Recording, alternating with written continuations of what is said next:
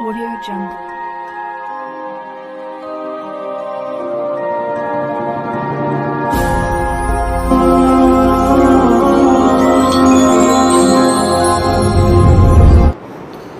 Assalamu alaikum warahmatullahi wabarakatuh. Nahmaduhu wa nusallimu ala rasulihil kareem amma ba'd. Faqad qala Allah subhanahu wa ta'ala fil Qur'anil Majid wal Furqanil Hamid. Ba'da a'udhu billahi minash shaitanir rajim. Bismillahir rahmanir rahim.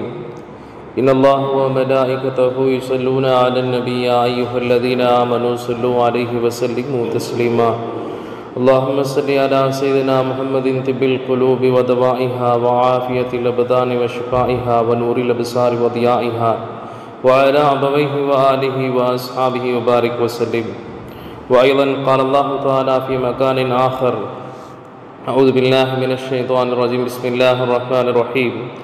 ألم تر إلى الذين قيل لهم كفوا أيديكم وأقيموا الصلاة وآتوا الزكاة فلما كتب عليهم القتال إذا فريق منهم يخشون كخشية الله أو أشد خشية وقالوا ربنا لم كتبت علينا القتال لولا أخرتنا إلى أجل قريب قل متاع الدنيا قليل والآخرة خير لمن اتقى ولا تظلمون فتيلا. صدق الله العلي العليم.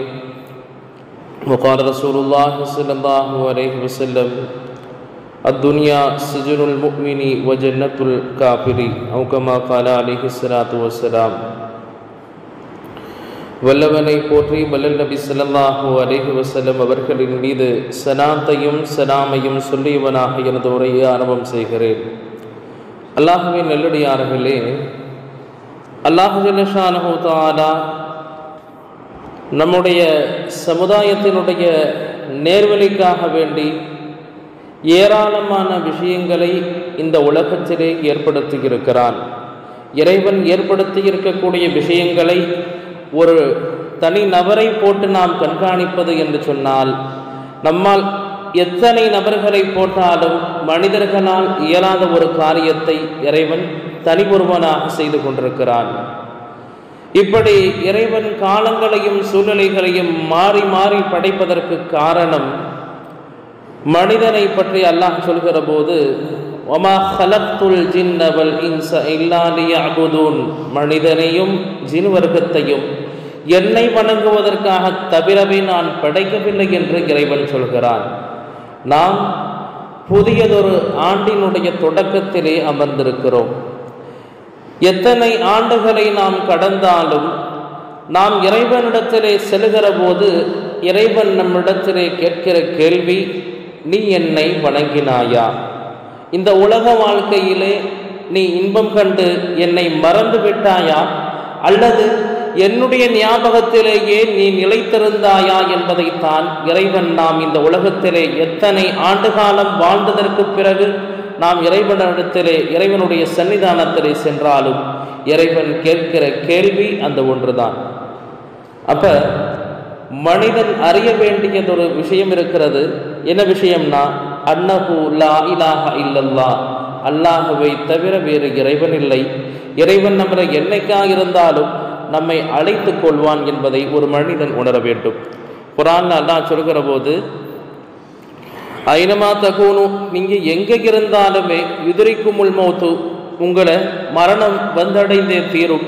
வலவ் குந்தும் ஃபீ புரூஜின் முஷய்யதா, மரணம் வந்தடைன்றது மட்டும் அல்லாஹ் நிறுத்திடல, நீங்கள் ஒரு இரும்பு கோட்டைக்குள் இருந்தாலும், ஒரு திடகாத்திரமான ஒரு கோட்டைக்குள் நீங்கள் ஒளிந்து கொண்டாலும் அந்த மரணம் உங்களை வந்தடைந்தே தீரும் என்பதை சொல்லிவிட்டு அந்த ஆயத்தினுடைய கடைசியில், அதன் ஆயத்தினுடைய முற்பகுதியில் அல்லாஹ் சொல்கிற போது, மதாஉத் துன்யா கலீல், உலகத்தினுடைய பொருட்களும் அதனுடைய சுகபாகங்களும் எல்லாமே குறைவுதான்.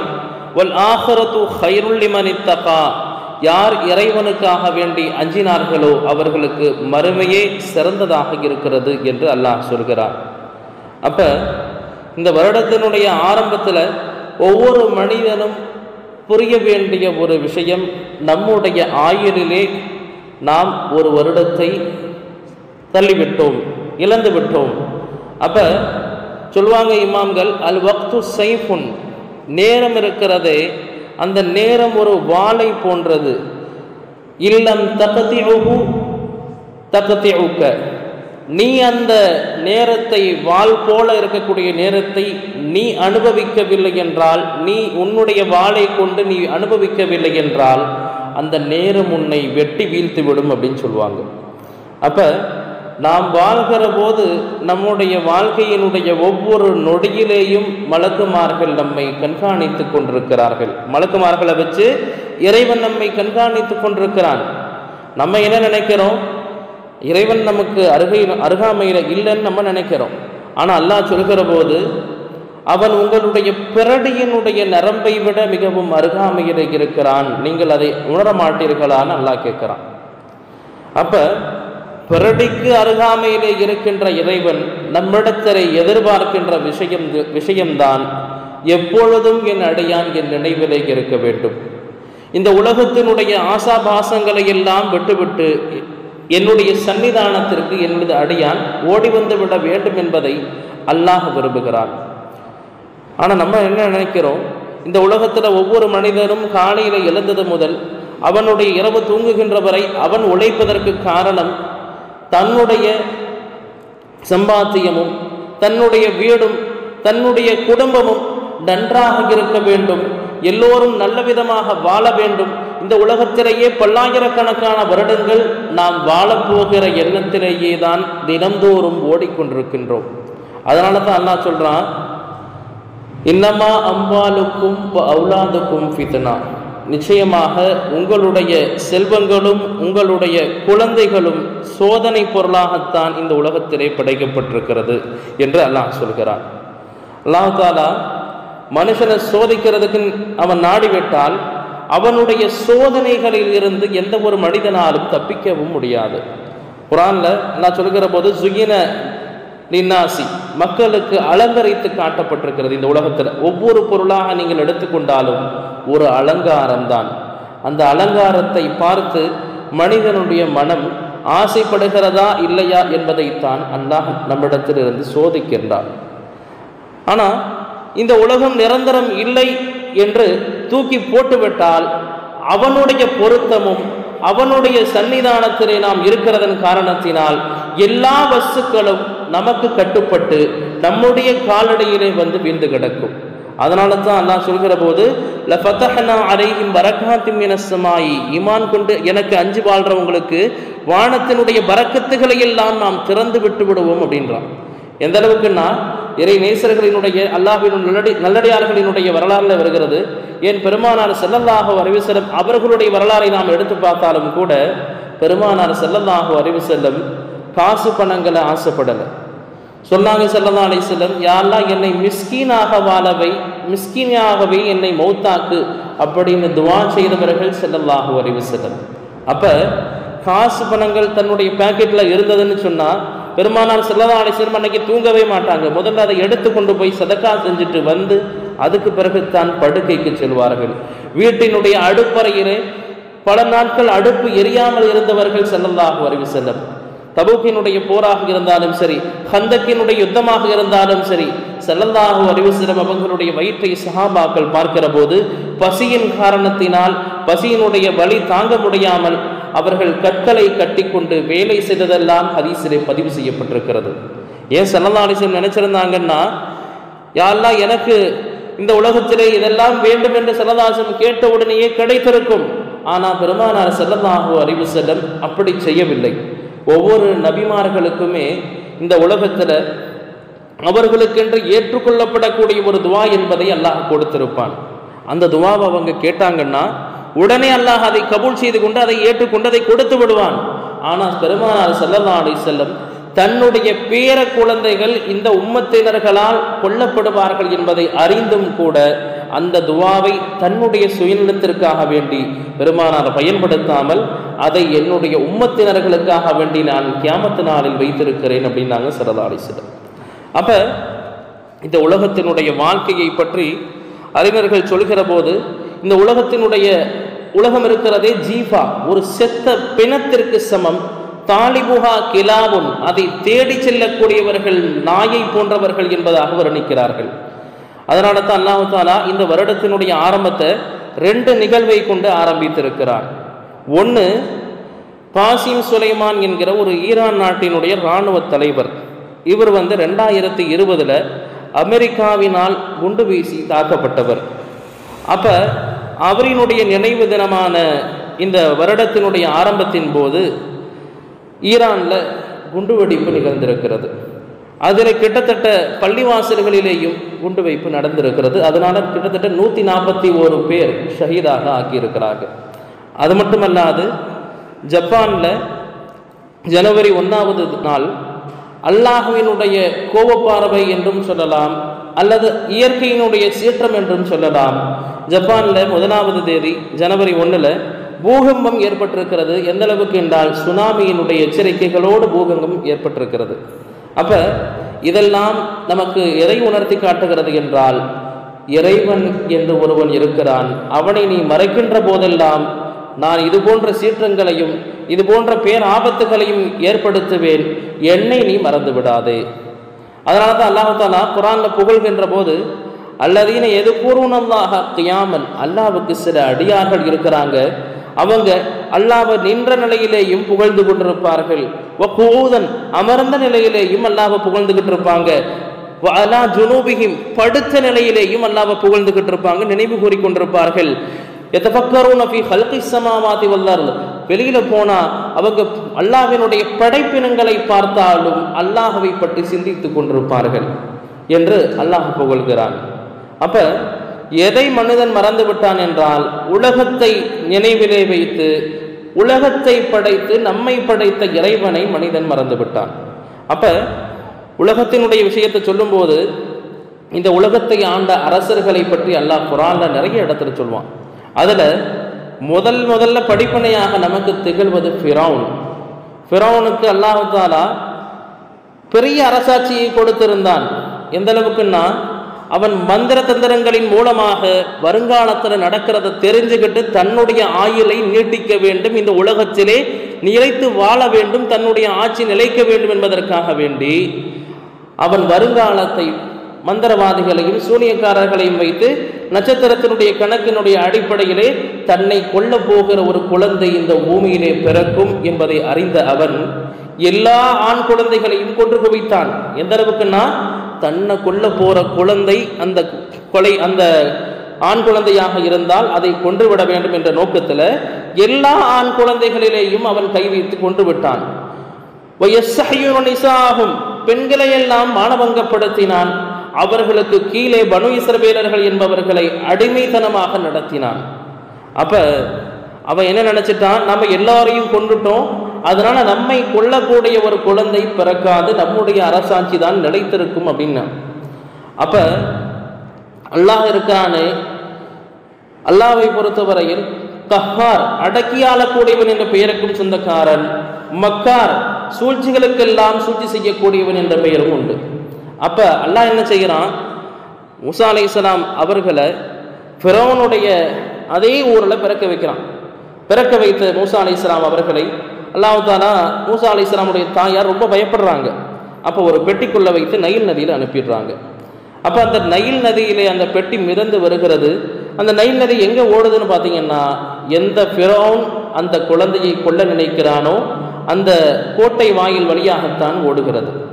அப்போ ஃபிரௌனுடைய கண்ணையும் அவனுடைய பாதுகாக்கக்கூடிய ஆட்களுடைய கண்ணையும் அந்த பெட்டி பற்றுறது. அந்த பெட்டியை தெரிந்தால் மூசா அலைஹிஸ்ஸலாம் குழந்தையாக படுத்திருக்கிறார்கள், அவன் நினைத்தால் கொல்ல முடியும். அவன் அதே மாதிரி கொல்றதுக்காக வேண்டி வாளையும் எடுத்து விட்டான். அப்ப ஃபிரௌனுடைய மனைவியாக இருந்த ஆசியா அம்மையார் ரலியல்லாஹு அன்ஹா அவங்க பின்னாடி இஸ்லாத்துக்கு வந்துருவாங்க. அப்ப அவங்க என்ன செய்யறாங்க, நமக்கு தான் குழந்தை இல்லையே, அதனால இவங்களை நம்ம வளர்க்கலான்னு சொல்லி ஃபிரௌனுடைய அந்த சிந்தனையை மாற்றி விடுவார்கள்.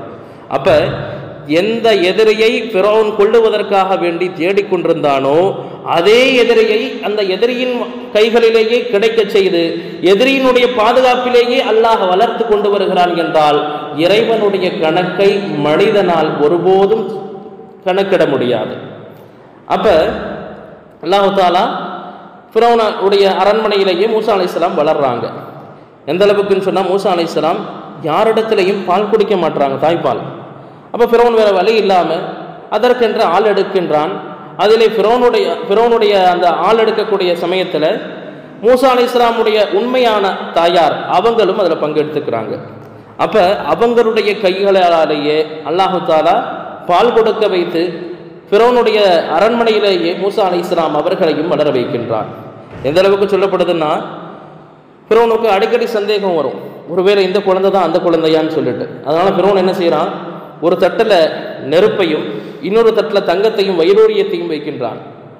இந்த குழந்தை நபியாக இருந்தால் இது அறிவாளியான குழந்தை, அப்போ கண்டிப்பாக இது நெருப்பை கையில் தொடாது, தங்கத்தை தான் கையில் எடுக்கும்.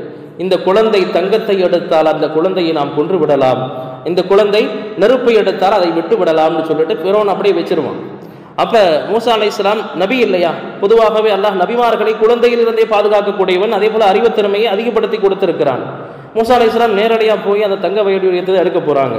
உடனே ஜிப்ரீல் அலைஹிஸ்ஸலாம் வந்து கைகளை தட்டி விடுகிறார்கள், அந்த நெருப்பில் பட்டுறது. நெருப்பை எடுத்த மூசா அலைஹிஸ்ஸலாம் வாயிலையும் போட்டுக்கிறாங்க.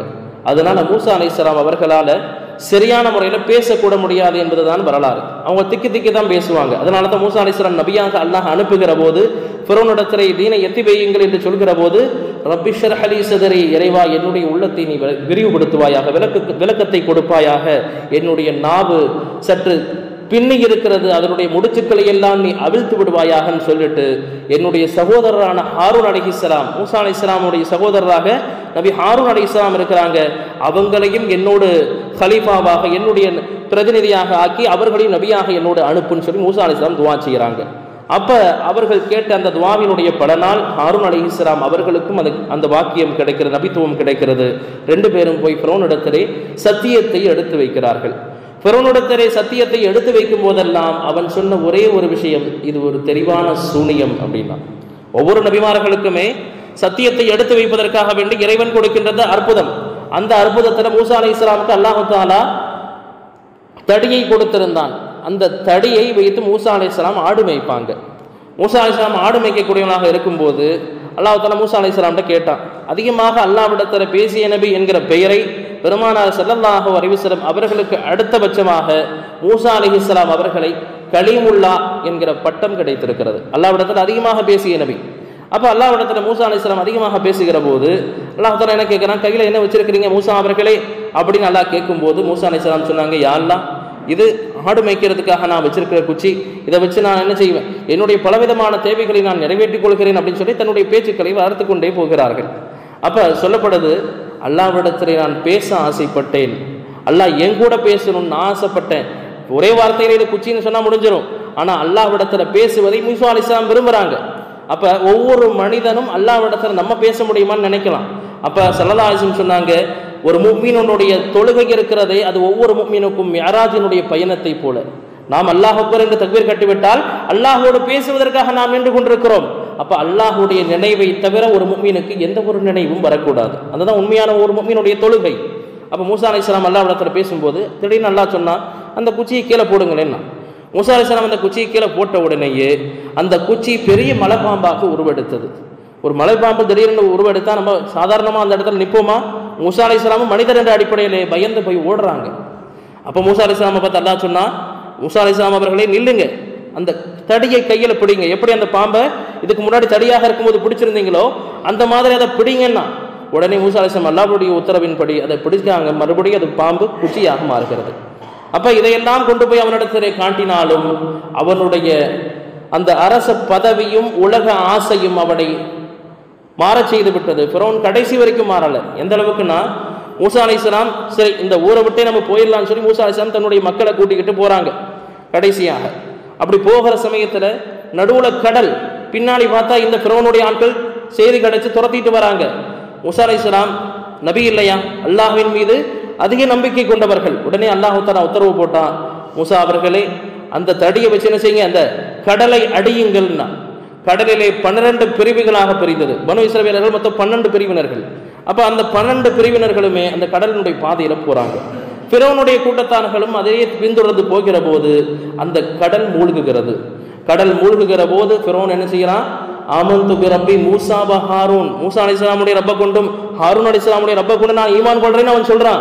சொல்கிற போது வரலாற்றில் வருகிறது, நபி அவன் சொல்றான். ஆனால் சொல்லுகிற போது மலக்கை வைத்து இறைவன் வாயிலை மண்ணள்ளி போட சொல்லிட்டான். ஏன்னா உனக்கு மௌத்து நெருங்கக்கூடிய சமயத்தில் நீ ஈமான் கொண்டு நீ என்னை ஏமாத்திரலான்னு பார்க்குறியா? அதுபோலத்தான் சகோதரர்களே, நம்முடைய உலக வாழ்க்கையை நம்மை ஏமாற்றி விடக்கூடாது. அதனால தான் ஸல்லல்லாஹு சொன்னாங்க, இகத்தனிம் ஹம்சன் கபல ஹம்சின், நீங்கள் 5 வருவதற்கு முன்னால் 5ஐ நீங்கள் பாதுகாத்துக் கொள்ளுங்கள்.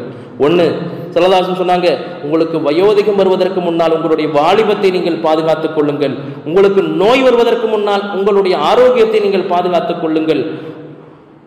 ஓ ஷபாபக கபல ஹரமிக்க, உங்களுக்கு வசிஹத்தக கபல சுகுமிக்க, அதாவது ஸல்லல்லாஹு சொன்னாங்க, உங்களுடைய இளமை பருவத்தை வயோதிகம் வருவதற்கு முன்னால் பாதுகாத்துக் கொள்ளுங்கள். அதே போல உங்களுக்கு நோய் வருவதற்கு முன்னால் உங்களுடைய ஆரோக்கியத்தை நீங்கள் பாதுகாத்துக் கொள்ளுங்கள். ஏன்னா எல்லா நேரத்திலையும் ஒரு மனிதன் ஆரோக்கியமானவனாக இருக்க முடியாது. அதே மாதிரி அல்லாஹ் தஆலா நம்மள்ட்ட என்ன எதிர்பார்க்கிறான்? எல்லா நேரமும் நம்ம தொழுதுகிட்டே இருக்கணும்ன்றதை அல்லாஹ் எதிர்பார்க்கல.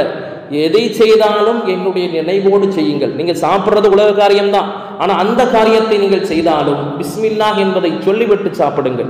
எனது நபி எந்த நடைமுறையை உங்களுக்கு நடைமுறைப்படுத்தி காட்டினார்களோ, எப்படி வாழ்ந்தார்களோ அப்படி நீங்கள் வாழுங்கள். ஒரு சஹாபி இன்னொரு சஹாபி என்னுடைய வீட்டுக்கு போகிறாங்க விருந்தாளியாக. அப்போ அந்த சஹாபி நோன்பு வச்சிருக்கிறாங்க. உடனே இந்த சஹாபி சொன்னாங்க, என்னோடு நீங்களும் சாப்பிட வேண்டும். உடனே நோன்பு முடிச்சுட்டு சாப்பிட்டாங்க. நைட் ஆகிடுச்சு. நைட்டு என்ன செய்கிறாங்க, திடீர்னு எந்திரிச்சு தொழுகிறாங்க. அந்த சஹாபி சொன்னாங்க, இல்லை என்னோட இன்னைக்கு நீங்கள் படுக்கணும், தூங்கணும் அப்படின்னாங்க. உடனே படுத்துட்டாங்க. உடனே காலையில் எந்திரிச்சு ஸல்லல்லாஹு அலைஹி வஸல்லம் போய் அந்த சஹாபி முறையிட்டாங்க, நாயகமே நான் நோன்பு வச்சிருக்கிறேன், ஆனால் திடீர்னு இவர் விருந்தாளியா வந்து என்ன நோன்பு விட சொல்லிட்டாரு.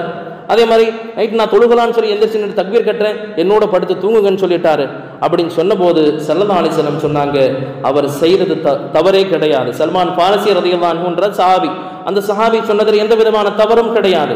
இன்னலி ஜஸதிக அலைக ஹக்கன், திட்டமாக உங்களுடைய உடலுக்கும் நீங்கள் செய்ய வேண்டிய கடமை ஒன்று இருக்கிறது. உங்களுடைய மனைவிமார்களுக்கு நீங்கள் செய்ய வேண்டிய கடமை என்று ஒன்று இருக்கிறது. உங்களுடைய குழந்தைகளிடத்தில் நீங்கள் நடந்து கொள்ள வேண்டிய கடமைகள் என்று ஒன்று இருக்கிறது. அதையெல்லாம் செய்துவிட்டு அல்லாஹ்வை நீங்கள் வணங்கினால் மட்டுமே அல்லாஹ் உங்களுடைய கடமைகளை ஏற்றுக்கொள்வான். எனவே வல்ல ரஹ்மான் எதையெல்லாம் நமக்கு ஏவினானோ அதன்படி நடப்பதற்கு நமக்கு தௌஃபீக் செய்து அருள் புரிவானாக. வாஹிரு தஅவானா அனில் ஹம்துலில்லாஹ். அஸ்ஸலாமு அலைக்கும் வரஹ்மத்துல்லாஹி வபரகாத்துஹு.